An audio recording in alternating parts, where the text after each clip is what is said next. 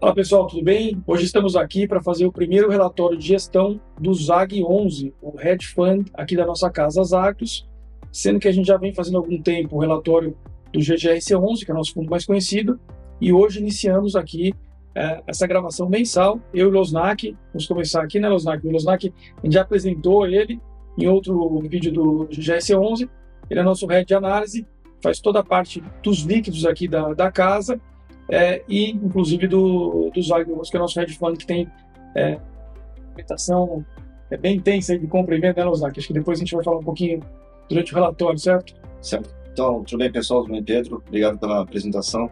A ideia realmente do ZAG11, né? Acho que a gente tem uma exposição, né? Tanto ativos líquidos, né? Fontes líquidos, né? Então, acho que o Pedro comentou, né? Se na parte líquida a gente tenta ver também nessa parte mais de giro, né? De oportunidades e também de líquidos, né? A gente também vê, assim, acho que oportunidades no mercado, mas obviamente tem um prazo, vamos dizer assim, maior de maturação. Então, a gente vai também discutir os ativos que a gente investe atualmente no fundo e também a nossa visão para frente, né? Assim, do mercado como um todo. Legal. Bom, aqui o relatório segue o padrão da casa, tá? Então aqui a gente no começo, as principais informações do fundo. Eu só queria dar uma breve introdução, né? O fundo iniciou-se em novembro de 2022, né? Então já faz algum tempo que a gente tem esse fundo. Ele já tem um track record, já tem um histórico aí, né? Para poder ser analisado, não é um fundo 100% novo, né? Ele é novo, vamos dizer assim, para o varejo, né, Losnak? Mas acho que Tem quase 2 anos de vida, né? tem quase 2 anos de vida, vai completar daqui a pouquinho 2 anos de vida. E por que esse fundo, qual foi a demanda nossa aqui para criar esse produto? Né? Isso que eu queria colocar um pouquinho. E por que ele ficou um período sem ser oferecido ao público listado na B3? Ele só foi listado em abril desse ano, quando foi o IPO do fundo. Então, assim, ele surgiu, pessoal, de uma demanda de alguns investidores profissionais que a gente aqui, como gestora, assessorava tanto em fundos exclusivos como em carteiras administradas, principalmente de FIIs, e esses investidores começaram a demandar algum produto que conseguisse agregar todas as estratégias, né, imobiliárias, FIIs, CRIs, ações de empresas listadas e também os ativos imobiliários que têm um DNA forte aqui da casa de trabalhar com tijolo. Né? Esses investidores não queriam ter um fundo ou uma carteira que tivesse FIIs, outra que tivesse ações, que é o caso dos FIAs, e um terceiro veículo que fosse uma SPE, que tivesse investimento em ativos diretos. Eles queriam um só produto que agregasse tudo isso, né, e pudesse ser um veículo eficiente aí do ponto de vista tributário também. Né. Foi aí que a gente resolveu criar o Hedge Fund. Ele foi criado basicamente com investidores institucionais e profissionais e permaneceu nesse período até o seu IPO agora em abril, restrito para esse público. A gente também aproveitou para fazer um laboratório aqui, né? Ter certeza que o produto estava pronto para ser listado e oferecido ao varejo, e assim que ele pudesse ter características aí, que daqui a pouco o Losnak fala, de oferecer um yield recorrente mínimo, de ter ativos em desenvolvimento já numa fase com menos risco, né? Não naquela fase inicial ainda de aprovações e etc e tal.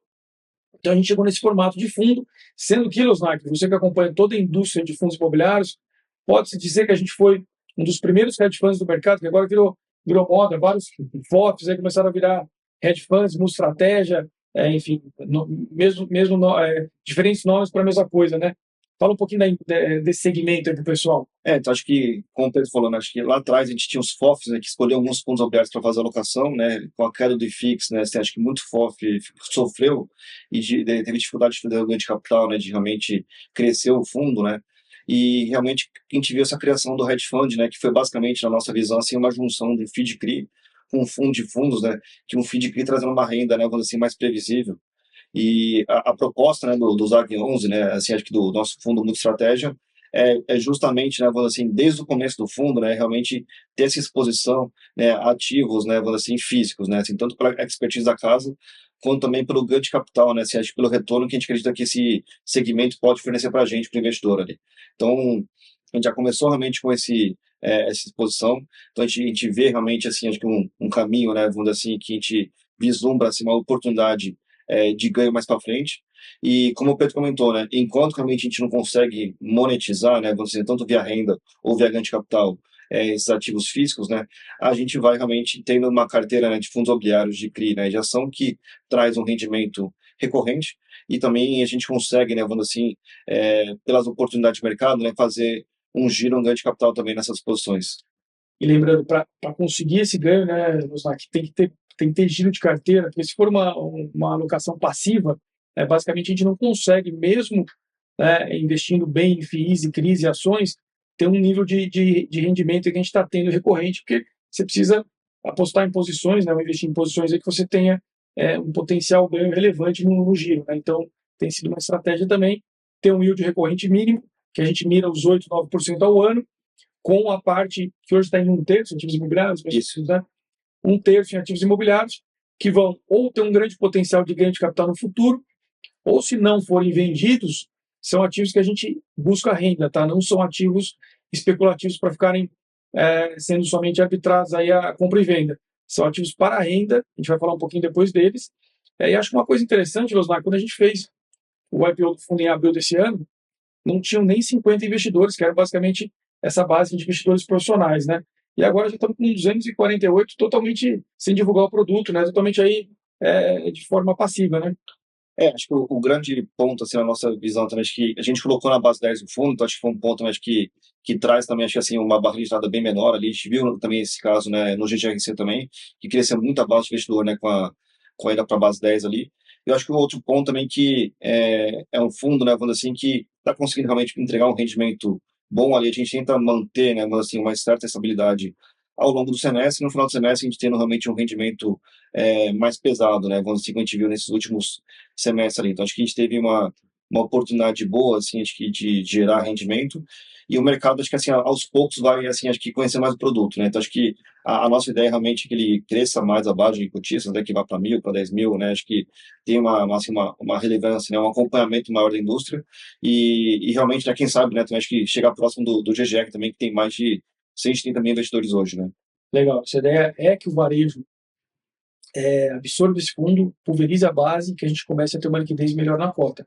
O pessoal chama atenção, né, que o valor patrimonial da cota está próximo de 10 e o valor de mercado fica entre 12, às vezes cai um pouquinho para 11,90, 11,95. O que isso ocorre, basicamente? Quem é cotista hoje sabe que esse fundo tem um grande valor a ser gerado pelos ativos imobiliários e não quer vender ele barato. Basicamente, como são poucos cotistas, né, o pessoal entende que tem um ganho ali relevante para se obter e não quer vender próximo do patrimonial. Quer dizer, esse spread aí entre o patrimonial e o valor de mercado é basicamente porque os cotistas entendem que o portfólio é valioso, né, Mosnar? Sim, acho que um ponto, né, que é bastante importante frisar, né, que assim a gente tem alguns ativos em desenvolvimento dentro do fundo, né, e esses ativos são marcados a custo, né, então a gente já entende assim que quando eles ficarem prontos, né, quando realmente eles também começarem a gerar renda, né, acho que a reprecificação, né, vai acontecer e realmente a nossa perspectiva é que seja uma reprecificação positiva, né, e realmente o valor do patrimônio, vamos dizer assim, acho que sai desse 10, né, e possa caminhar, assim, acho que até para esse 12 ali, então acho que essa é a nossa visão ali, nossa perspectiva, né, do fundo, né, vamos assim, para frente, né. Legal. Bom, falou um pouquinho dos comentários gerais. O rendimento, Osnak, só explica que ele está hoje sobre a cota de mercado, né? Mas quando a gente fala do gráfico daqui a pouco, está ainda sobre o patrimonial pela falta de liquidez, né? Só para o pessoal não se confundir com isso.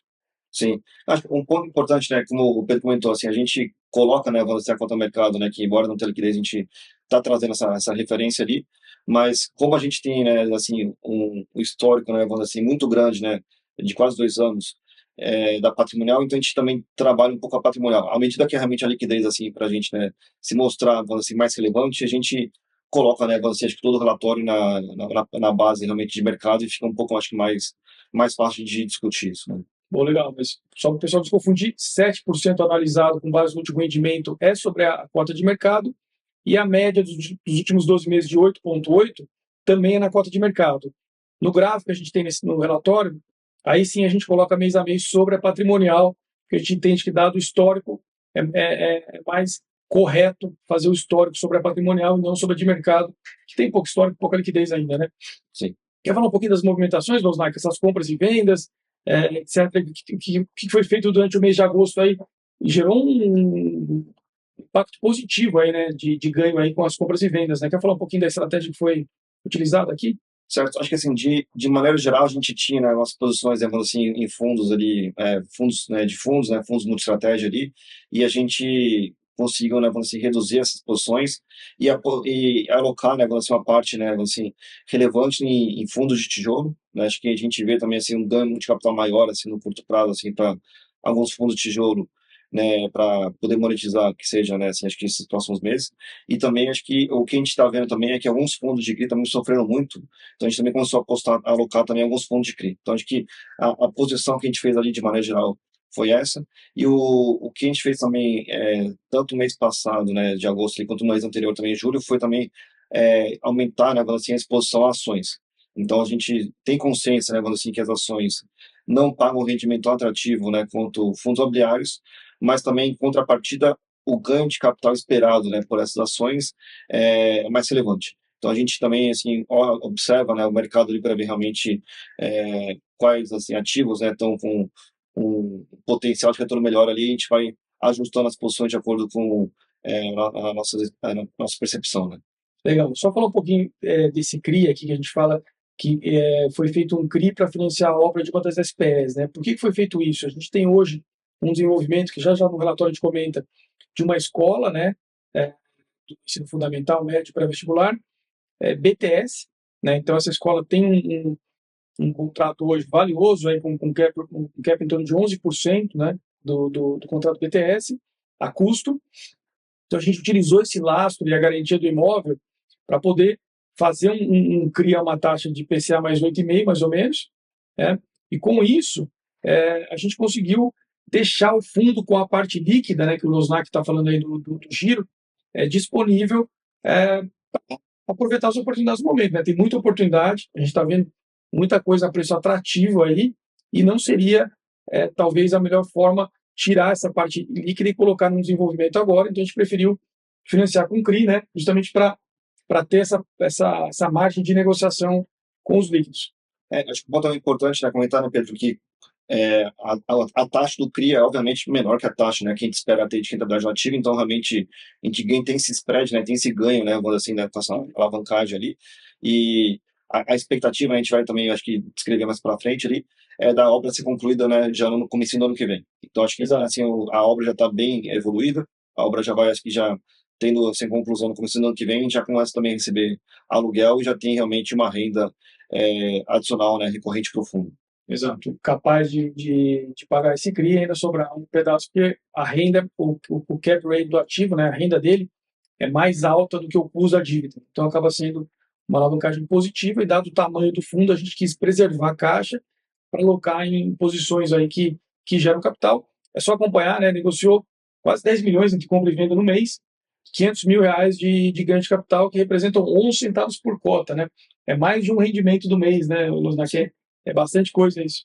Acho que o ponto também que a ideia nossa, né, assim, a gente obviamente não sabe se a gente vai conseguir ter esse meio milhão de reais de recorrente todo mês, então acho que tentar, né, quando assim, acho que dar uma diluída, né, ao longo dos próximos meses ali, mas respeitando, obviamente, 95% de geração de caixa no semestre. Então, a gente vai ter um rendimento, vamos assim, bom, né, assim, a nossa expectativa ao longo desse semestre agora de 2024. É só colocar um ponto aqui, né, em relação ao Luznak, ele é um dos grandes conhecedores do mercado de fundo imobiliário no Brasil, então ele acaba aproveitando esse conhecimento para fazer alocações aí em fundos que ele entende que estão descontados, ele basicamente acompanha o mercado todo, né, de fundos imobiliários, acaba fazendo posições em fundos que estão muito descontados, arbitragens em relação a ofertas, essas incorporações de fundo, né, a gente aproveitou bastante isso também, né, fundos sendo incorporados por outros fundos, acaba tendo esse ganho na incorporação, então acho que são estratégias aí de alocação tática, né, para ganho de capital no curto prazo e, obviamente, dentro do portfólio temos alocações estratégicas aí que também são para um carrego maior aí ao longo do tempo. A gente sempre tenta mirar, né, vamos assim, acho que alguns ativos que possuem triggers, vamos assim, mais de curto prazo e alguns ativos realmente que possuem alguns triggers mais de médio e longo prazo que a gente consegue, vamos assim, ter uma paciente carregar que a gente entende que os ativos de curto prazo conseguem gerar uma renda, vamos assim, acho que boa para a gente, e aqueles ativos mais longos, em algum momento, podem, né, vamos assim, dar um retorno, uma surpresa positiva para a gente. Legal. Só então, Lozak, explica que esse dividend yield aqui, ele está em relação à cota patrimonial e esse movimento também, né, final de semestre, que você já falou, mas só para relembrar o cotista aí? A gente procura, né, como o Pedro falou, assim, acho que entregar uma renda, né, assim, ao longo dos 12 meses, né, assim, fechados no ano ali, né, correntes, uma renda em torno de 8, 9% ali, e realmente a gente conseguiu, né, assim, acho que ao longo ali, ter algo próximo disso, né.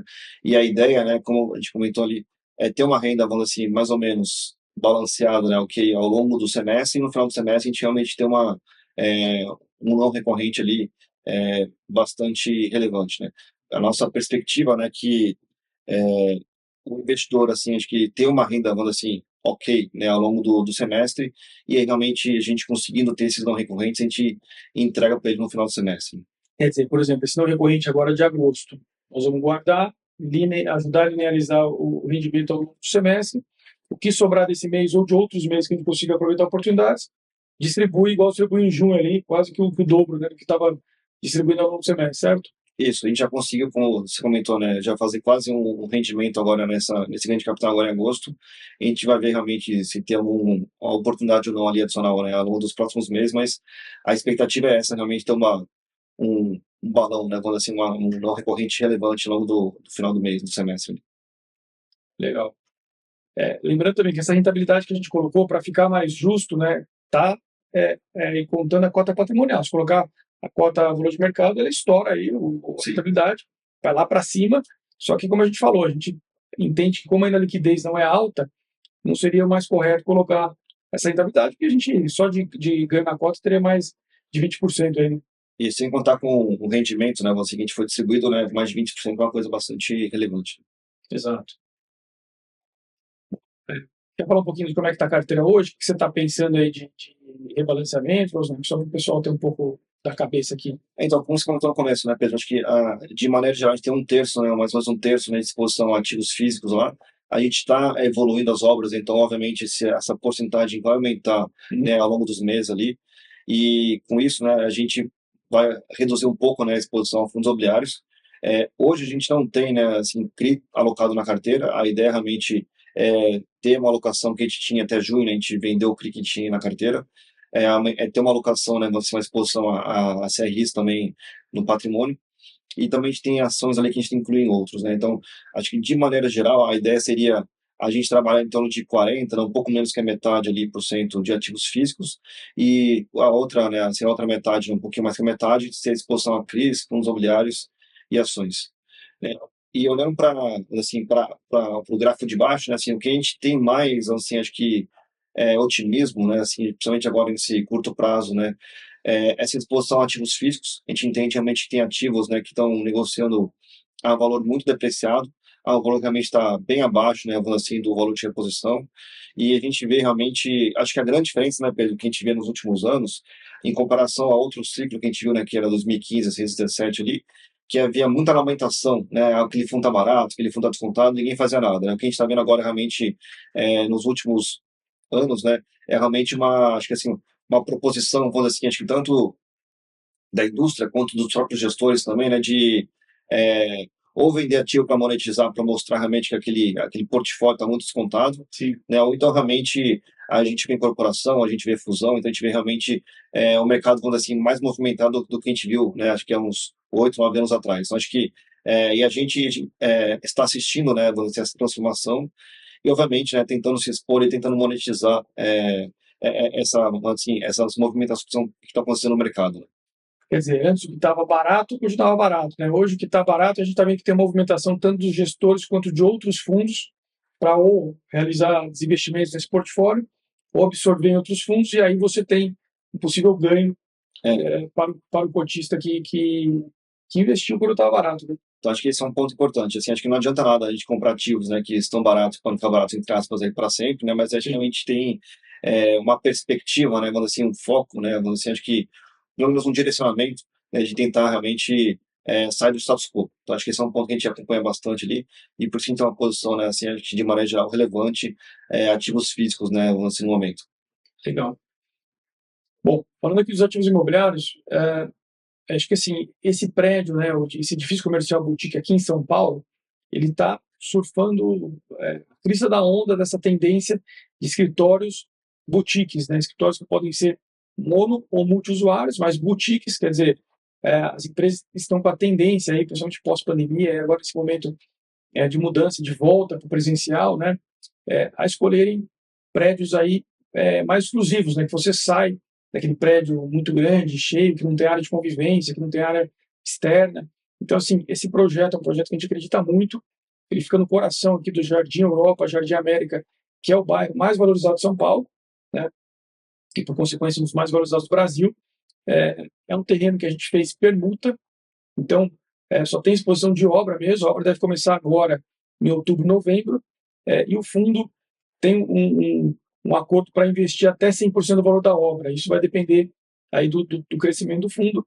Ele pode ou dividir esse valor de obra com outros investidores e fundos, ou ele tem a preferência de colocar 100% da exposição da obra e ser aí o principal sócio do ativo, sendo que o cap rate estimado, já que não é um BTS aqui, é de 11% a 12% sobre o custo, e uma ativa estimada aí em realizando o desinvestimento no prazo de até 3 anos, de aproximadamente 25% a 30%. Né? Então, acho que é um negócio importante para o fundo, é um projeto inovador, um projeto feito pelo Aflalo Gasperini, que é o escritório mais renomado de corporativo de São Paulo, né? Fez grande parte dos prédios, enfim, se pegar Faria Lima, Chucrzai da Berrini, grande parte dos prédios foi feito pelo escritório, e a gente acredita bastante no produto, né, Lozano?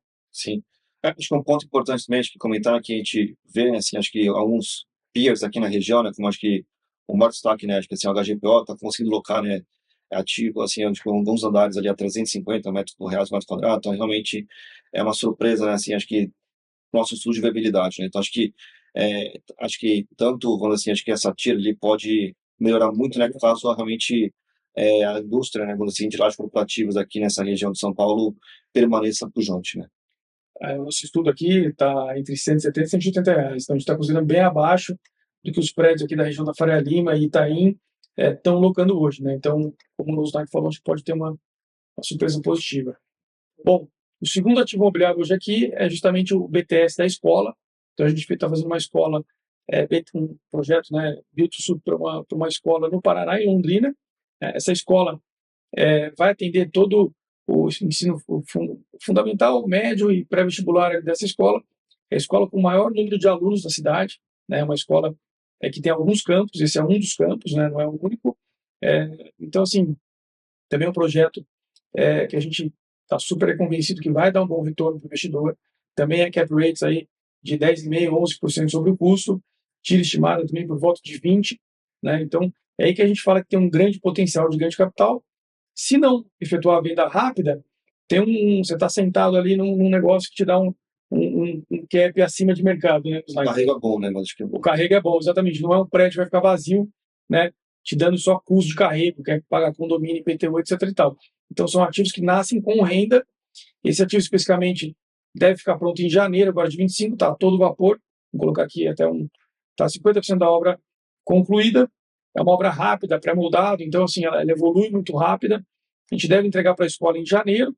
A escola vai fazer o recheio e deve iniciar as atividades em março do ano que vem. Então, a gente já está próximo aí do contrato efetivamente começar. O contrato está assinado, mas o seu início com o pagamento do aluguel, né? Então, enfim, inclusive essas fotos aí já evoluíram bastante. Acho que já estão com fechamento de alvenaria, já está mais avançado do que isso, tá, pessoal? Então, assim, é só para dar um panorama aí para o pessoal entender um pouquinho do que tem no portfólio, né, Rosnag? Acho que são coisas fáceis de ser compreendidas, não é nada, um loteamento de uma cidade que ninguém conhece. Acho que são coisas óbvias, né? Um BTS, um prédio comercial no melhor local de São Paulo, são coisas fáceis de entender e é o que a gente procura em ativos aqui. A gente não quer colocar nada muito, vamos dizer assim, exótico, né, no fundo. Né? Acho que um ponto importante frisar, né, Pedro, que assim, a originação realmente veio da casa, então realmente a gente não, assim, acho que a gente não veio, vamos dizer assim, acho que demandando, né, assim, acho que veio para a gente, então acho que realmente veio uma demanda, assim, acho que do time de engenharia, né, do time realmente que a gente tem aqui internamente, e acho que a escola também é bom frisar que tem uma demanda tão grande, né, realmente, que ele quer expandir. Então, acho que é um ponto, assim, né, que ele vai testar o mercado, ele vai tentar entender... É uma escola nova, né? Então, acho que é um ponto importante, assim, acho que é um risco, né, assim, a nossa visão, assim, acho que bem tranquilo de correr, assim, essa exposição a essa escola. Legal, acho 2 pontos importantes. Nenhum dos ativos imobiliários desse fundo conflitam com o GGRC11. Claro que o mandato do GGRC11 é dele, e esse fundo não vai absorver nada que conflite com o GGRC11. São ativos que, ou pelo ticket, ou pelo tipo de investimento, não estão aí dentro do mandato do GGRC11 e acabam sendo feitos pelo ZAG, mas que a gente utiliza nosso know-how, nossa expertise, nossa área de engenharia, nossa área aqui de controle. Então a gente acaba usando tudo isso a favor aí de um fundo que é relativamente novo, iniciou como um fundo para profissional, institucional, mas que hoje já vai estar disponível para o investidor do varejo ter o mesmo tipo de investimento sofisticado que antes não era possível, né, Rosnak? Acho que esse é um resumo aí do produto, certo? Sim. Acho que acho que realmente, né, a gente ter exposição, né, a desenvolvimento, né, ter exposição realmente a esses ativos físicos é uma coisa que a gente não vê tanto assim no mercado. A gente está realmente vendo fundos, né, assim, maiores, né, assim, acho que tentando essa exposição de desenvolvimento. A gente está desde o começo, né, acho que do fundo, né, nessa parte de desenvolvimento. E, obviamente, no curto prazo a gente tem uma renda menor porque eles não estão pagando, né, assim, rendimento, mas a nossa contrapartida, né, nossa expectativa é que realmente eles gerem bons frutos aí para o investidor do ZAG, né, mais para frente. Legal. Bom, pessoal, acho que por hoje é só. Qualquer dúvida que vocês tenham, pode deixar seu comentário aqui, curta o nosso vídeo, comente. Esperamos aí estar cada vez mais à base de cotistas e estar mais próximo aí do público falando do ZAG 11. Valeu, obrigado. Muito obrigado, pessoal. Até a próxima.